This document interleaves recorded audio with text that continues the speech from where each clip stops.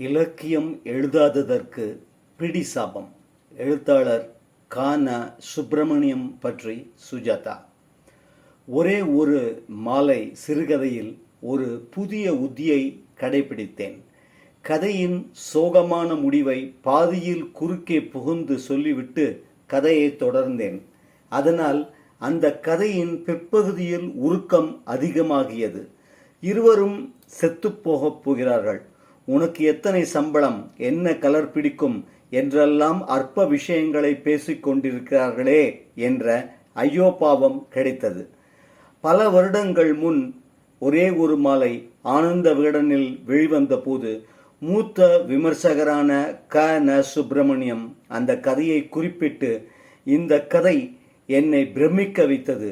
இந்த எழுத்தாளர் பிற்காலத்தில் பெரிய ஆளாக வருவார் என்று தெரியாமல் எழுதிவிட்டார். அதற்கு பல பேர் அவரை, என்ன விமர்சகன் நீ, சுஜாதா கதையை போய் நன்றாக இருக்கிறது என்று சொல்கிறாயே, மகா பாவம் அல்லவா என்று செமையாக கோபித்துக் கொண்டிருக்க வேண்டும். கான சுப்பிரமணியம் எழுதிய நூல்களின் பட்டியல் ஒன்றை பார்க்க நேர்ந்தது. 22 நாவல்கள், 3 சிறுகதை தொகுப்புகள், 5 விமர்சன புத்தகங்கள், 5 மொழிபெயர்ப்பு நூல்கள் படைத்துள்ள கான சு புது கவிதைகளையும் எழுதியிருக்கிறார். கனமான எவ்விஷயத்தை பற்றியும் சிந்திக்கவே மறுக்கும் இந்த காலத்தில் சிந்தனையை கிளறுகிற சில கருத்துக்களை சொல்ல விரும்பி கனமாக எழுதுவதிலேயே கவனமுள்ள அவருடைய விடாப்பிடியான இலக்கிய ஆர்வம் பாராட்டத்தக்கது.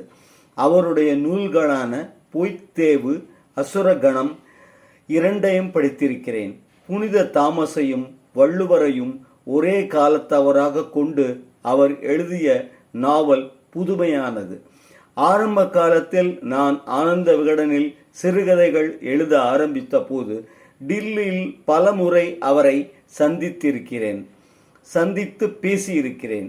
என்னுடைய ஒரே ஒரு மாலை கதையை படித்துவிட்டு "He is an arrival" என்று எழுதியதோடு மேலும் மேற்கண்டபடி பாராட்டி இருந்ததால் அதை படித்துவிட்டு என்னால் முதலில் நம்ப முடியவில்லை.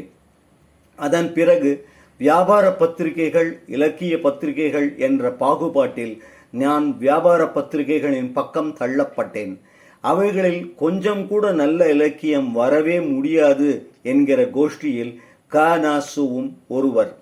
அதோடு சேர்ந்து கொண்டு என் போன்றவர்களை பற்றி கொஞ்சம் நஞ்சம் பாராட்டுவதையும் நிறுத்தி கொண்டு விட்டதோடு அல்லாமல் அதன்பின் கானாசு என்னை பற்றி எழுதுவதையே நிறுத்திவிட்டார்.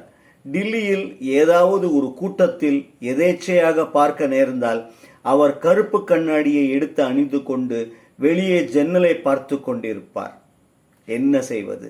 இன்றும் பல கானாசுக்கள் இருக்கிறார்கள். ஆனால் கானாசுவின் மேல் எனக்கு இருந்த மரியாதை எந்த விதத்திலும் பாதிக்கப்படவில்லை என்பதே உண்மை.